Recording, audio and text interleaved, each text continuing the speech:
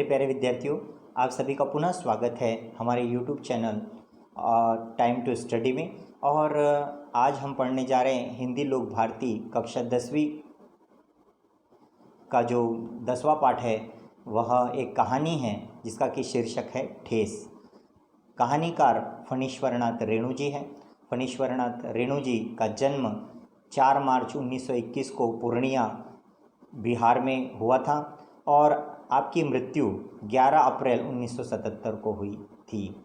अब देखा जाए तो वास्तव में जो साहित्यकार है यह जनसामान्य से जुड़ा होना अत्यंत आवश्यक है और यही कारण है कि फणीश्वरनाथ रेणु जी एक सच्चे साहित्यकार के रूप में उनका परिचय रहा है, क्योंकि यह भी प्रेमचंद जी जैसे ही ग्रामीण अंचलों की जो समस्या है, ग्रामीण अंचल की जो भाषा है, मुहावरे हैं, कहावतें हैं, उनका प्रचुरता से उन्होंने प्रयोग अपने साहित्य में किया है।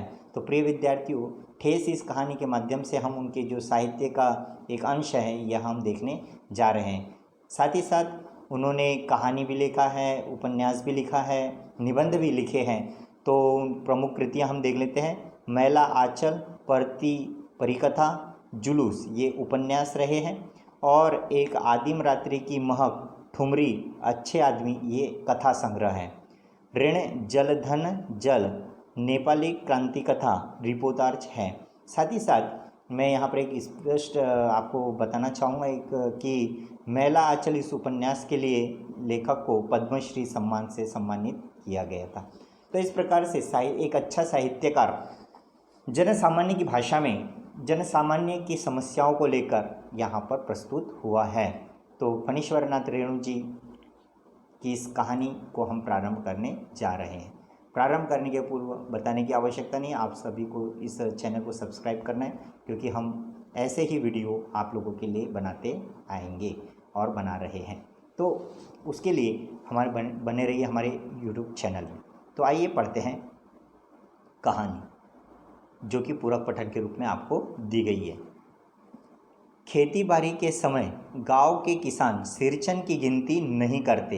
अर्थात सिरचन यह ऐसा व्यक्ति है या ऐसा मजदूर है जो कि खेती किसानी के काम का नहीं है। क्यों नहीं है काम का? लोग उसको बेकार ही नहीं, बेगार समझते हैं। बेकार यानी जो कोई भी काम का नहीं है, और बेगार यानी जो बिना मूल्य के ही उससे काम करवा लिया जा सकता है। तो ऐसा था कि वो बेकार ही नहीं, बेगार भी था, उसे कोई भी रोजी पर रखना को मंजूर नहीं था। इसलिए खेत खलिहान की मजदूरी के लिए कोई नहीं बुलाने जाता है सिरचन को। तो सिरचन को खेती बाड़ी के काम के लिए कोई भी बुलाने नहीं जाता। क्या होगा उसको बुलाकर?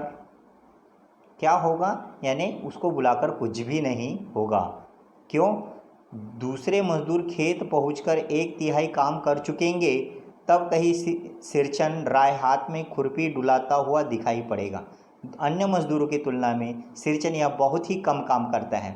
दूसरे लोग जैसे पूरा काम करने को होते आएंगे, तब पता चलेगा कि सिरचन ने हाथ में खुरपी लिया है और वह काम करने के लिए आ रहा है। कैसे आ रहा है? तो पगडंडी पर तौल तौल कर पाँव रखता हुआ, धीरे धीरे, बड़ा ही अलसाता हुआ, बड़ा ही धीरे धीरे वह काम करता है। और इसलिए कोई भी उसे मेहनती काम के लिए, खेती के काम के लिए नहीं बुलाता। हाँ, मुफ्त में मजदूरी देनी हो तो और बात है कि जिसको मुफ्त में ही मजदूरी देना है, किसी को सहायता के रूप में ही करना है, पैसे देना है, तो उसको बुला लो और फुकट के ही पैसे उसे दे दो।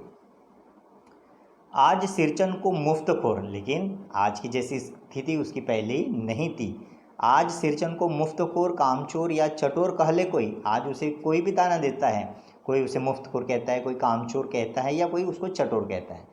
तो एक समय था जब उसकी मड़ैया के पास बाबू लोगों की सवारियां बंधी रहती थी कि उसकी झोपड़ी के आगे, उसकी मड़ैया यानी झोपड़ी, उसकी झोपड़ी के आगे बड़े बड़े लोगों की गाड़ियां खड़ी रहती थी। लोग उसकी खुशामद करते थे, लोग उसे बहुत मानते थे और उससे लोग पूछते ही नहीं थे, उसकी खुशामद भी करते थे, उसकी प्रशंसा करते थे, उसकी चापलूसी करते थे और अपने लिए जो कलाकारी है वह उसके कार्य लेते थे। क्या कैसे करते थे? हाँ, खुशामद कैसे करते थे? अरे सिरचन भाई, अब तो तुम्हारे ही हाथ में यह कारीगरी रह गई है सारे इलाके में। कि सारा जो इलाका है अब सिर्फ आप ही एक ऐसे बच्चे हैं जो कि इस कला के पारंगत है। एक दिन का समय निकाल कर चलो। बड़े बड़े लोग उसे प्रार्थना करते थे, कम से कम एक दिन तो निकालो हमारे लिए। बड़े भैया की चिट्ठी आई है शहर से, सिरचन से एक जोड़ा चीक बनाकर भेज दो। तो कई ऐसी प्रार्थनाएं आती थी उसके पास कि उसकी जो कलाकारी है, चीक बनाना, चटाई बनाना, तो यह उसके लिए प्रार्थना लोग करते थे। तो आज की जैसी उसकी दयनीय स्थिति पहले नहीं थी। अब याद है, मुझे याद है मेरी माँ जब कभी सिरचन को बुलाने के लिए कहती मैं पहले ही पूछ लेता भोग क्या क्या लगेगा। जब लेखक सिरचन को बुलाने के लिए जाते तो पहले अपनी माँ को व्यंग कर देते थे, पूछ लेते थे कि भोग क्या क्या लगेगा, अर्थात उसे खाने का तो बहुत शौक़ है, तो खाने में आपने क्या क्या बनाया है। माँ हंसकर कहती, तो लेखक की जो माँ है यह उसे कहती, जाजा बेचारा मेरे काम में पूजा भोग की बात नहीं उठाता कभी, कि वो मेरा काम बिना किसी स्वार्थ के, बिना किसी खान पान के लालच के वह करता है और श्रद्धा भाव से करता है। पड़ोसी गांव के पंचानंद चौधरी के छोटे लड़के को एक बार मेरे सामने ही बेपानी कर दिया था सिरचन ने। कि एक बार का प्रसंग लेखक को याद आया कि क्या हुआ था, पड़ोस के गांव में जो एक पंचानंद चौधरी था उसके छोटे लड़के को ऐसा टांट कसा कि लेखक को अब तक याद है, बेपानी करना यानी बेइज्जत करना। सिरचन ने क्या कहा था कि तुम्हारी भाभी नाखून से काटकर तरकारी परोसती है, यानी बहुत कम परोसती है। और क्या करती है, इमली का रस डालकर कढ़ी बनाती है। इमली का रस डालकर गरीब लोग जिस प्रकार से खाते हैं तो उस प्रकार की वो कढ़ी बनाती है। हम मामूली लोगों की घरवालियाँ बनाती है। यही विशेषता है कि हमारे यहाँ खाने पीने के लिए कुछ नहीं रहता तो इमली की कढ़ी वगैरह बना लेती है हमारे जैसे सामान्य जो इस घर की स्त्रियाँ हैं वह। तो तुम्हारी भाभी ने कहाँ से बनाना सीखी बताओ, कि इतने बड़े रह के भी तुम इतनी कंजूसी वाली जो कढ़ी है वो कैसे बना लेती हो। इस प्रकार का व्यंग सिरचन ने किया। इसलिए सिरचन को बुलाने से के पहले मैं माँ से पूछ लेता कि भाई उसको खाने का बहुत शौक़ है या बिना स्वादिष्ट भोजन के वह कार्य पर नहीं आता, इसलिए हमेशा ही लेखक पूछ लेते। सिरचन को देखते ही माँ हुलस कर कहती, खुश होकर कहती, जाओ आओ सिरचन, यानी उसको देखकर खुश हो जाती और कहती, सिरचन का स्वागत करती, आओ सिरचन, आज नेनू मथ रही थी तो तुम्हारी याद आई, कि आज माखन मथ रही थी तो तुम्हारी याद आ गई।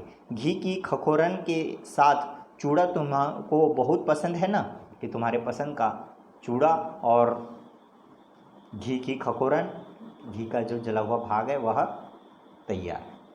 और बड़ी बेटी ने ससुराल से सौगात भेजा है, और चुपचाप अपना काम बता देती कि भाई बड़ी बेटी ने ससुराल से सौगात भेजा है कि उसकी ननद रूठी हुई है मोथी की शीतल पार्टी के लिए। तो मोथी क्या होता है, एक प्रकार की घास है, तो उस घास की जो पार्टी है बैठने की वह उसके लिए वह रूठी हुई है, तो तुम यह कार्य कर दो। इस प्रकार से बड़े प्यार से सिरचन से उनके परिवार वाले पेश आते थे। सिरचन अपनी पनियाई जीभ को संभाल कर हंसता, पनियाई यानी तेज, पनियाई जीभ को संभाल कर हंसता, घी की सौंधी सुगंध सूंघकर ही आ रहा हूँ काकी। और वह भी कहता कि भाई इतने व्यस्ततम समय में से मैं भी समय निकाल कर आया हूँ, नहीं तो इस शादी ब्याह के मौसम में दम मारने की भी छुट्टी कहाँ मिलती है, सांस लेने की भी फुर्सत सिरचन के पास नहीं थी। तो इस प्रकार से दम मारने की फुर्सत भी सिरचन को नहीं मिलती और इसलिए बड़े मुश्किल से सिरचन यह समय निकाल कर आया है। सिरचन जाति का कारीगर है। अब सिरचन का यहाँ पर परिचय दिया गया है, वह कारीगर जात का है, छोटे मोटे कार्य करता है वह। मैंने घंटों बैठकर उसके काम करने के ढंग को देखा है कि बांस की हो, घास की हो, पत्तलों की हो, इस प्रकार के अनेक कारीगिरी का वह काम करता था। एक एक मोथी यानी घास और पटेर को हाथ